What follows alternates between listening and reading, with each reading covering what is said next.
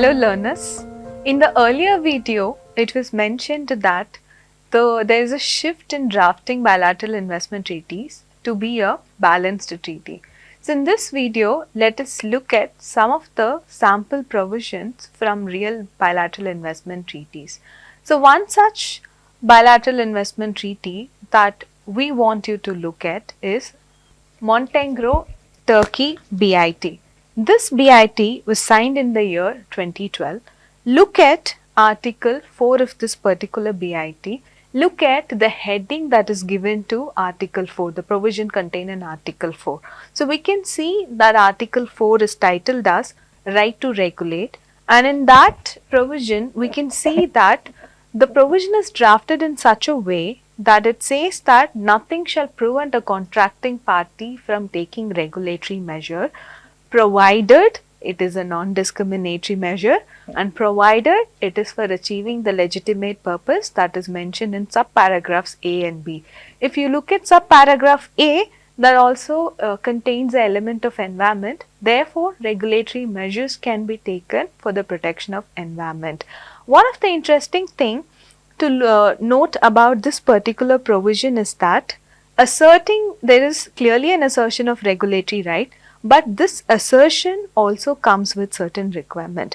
What are the requirements? One is the measure should be applied in a non-discriminatory manner, and also it can only be taken for achieving the legitimate goal that is mentioned in subparagraphs A and B.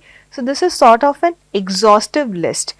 Another example for looking at the assertion of regulatory right could be the Model Bilateral Investment Treaty of the South African Development Community, which was again signed in the year 2012.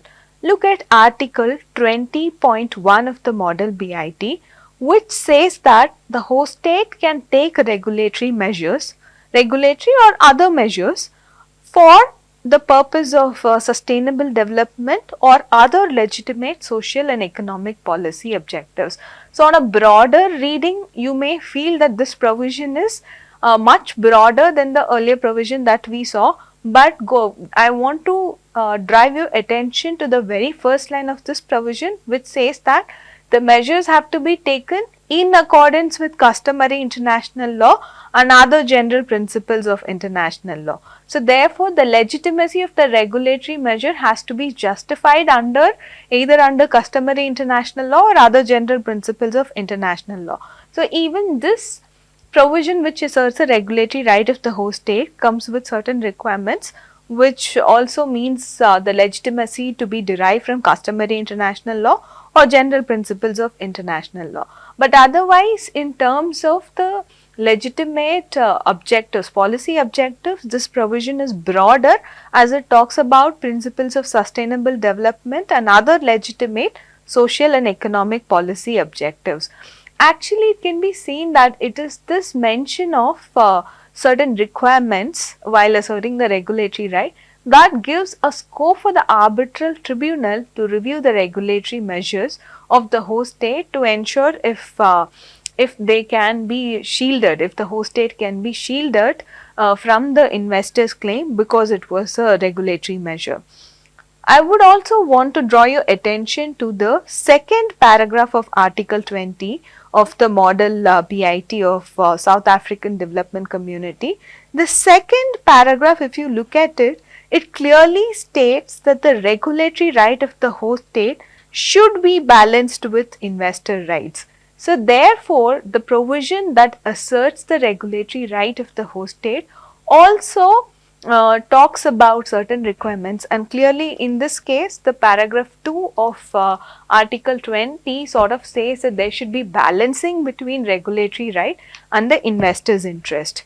One other example that we can see in the context of asserting regulatory right is the 2016 instrument Comprehensive Economic Trade Agreement between the European Union and Canada. I want to direct your attention to Article 8 of this particular instrument, CETA, as popularly called. So CETA Article 8 reaffirms the right to regulate and that is given in the first paragraph. You look at the first paragraph, it clearly mentions about the right of the host state to regulate foreign investment within their territories to achieve a legitimate public policy. Now, after stating legitimate public policy, what SETA does is, it says such as the protection of public health, safety, environment or public morals.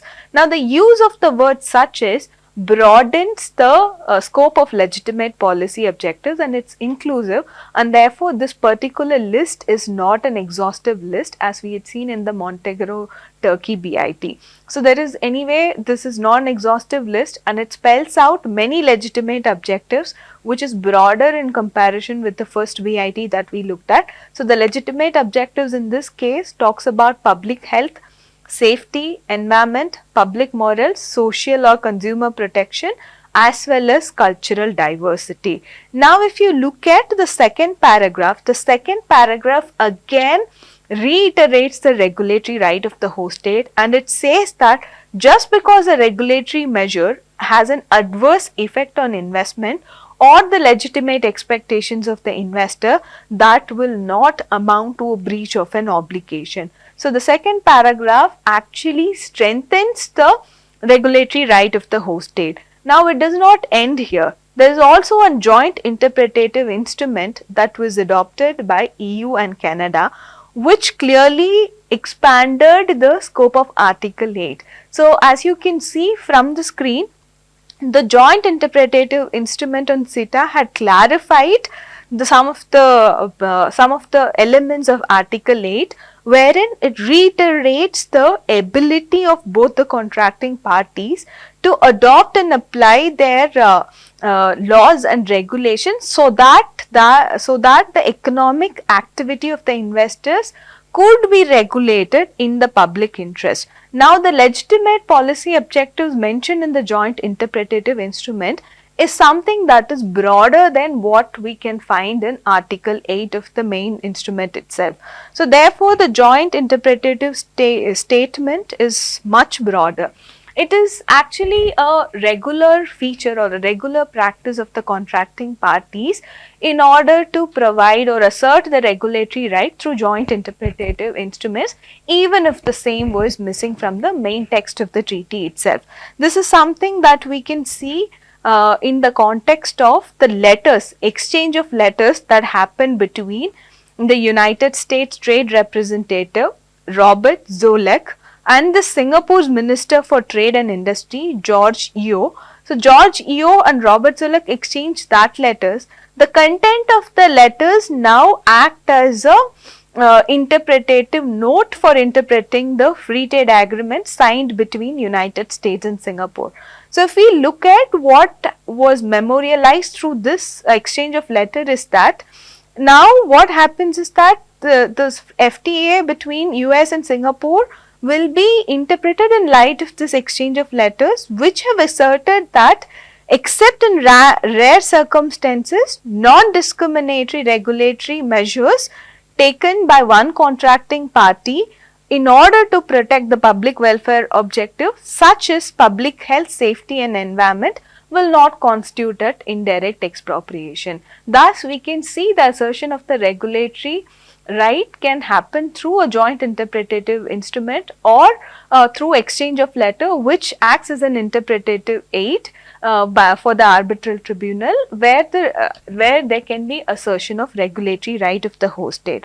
Also, it is not always the case that the provision that asserts a regulatory right gets drafted in a way wherein it is written in a negative connotation, where there are so many limitations placed on the exercise of this right by the host state.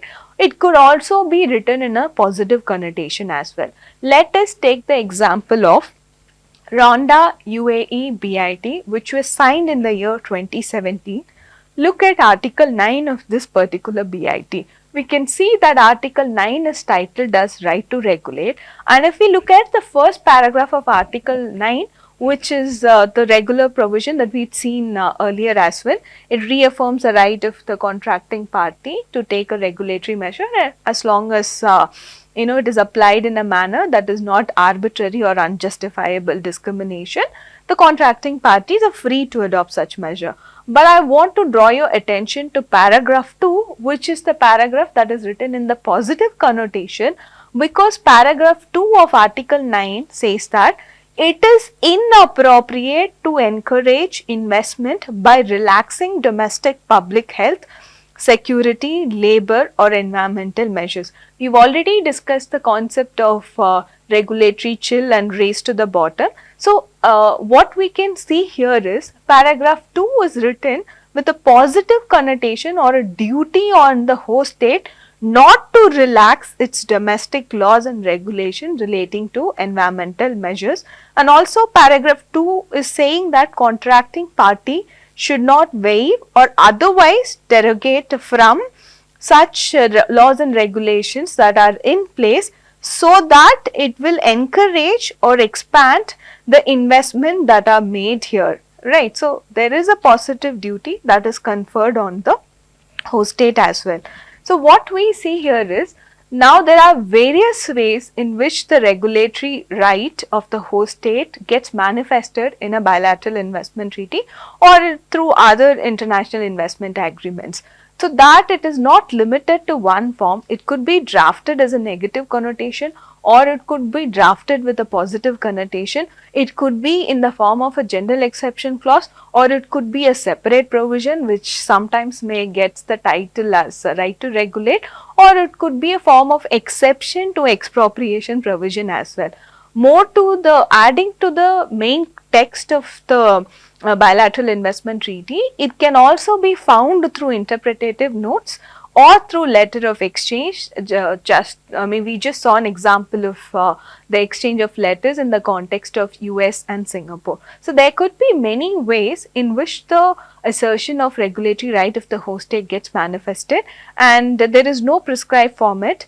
All of these provision in whatever forms or ways it is mentioned, it essentially means the same thing, that the host state has a regulatory right to regulate foreign investment. So, this is just an explicit mention of a right that is already possessed by the host state. So, in the next video, let us see, in case if the international investment agreement does not contain a provision on asserting the regulatory right of the host state, how does that get played out in the context of an investment dispute.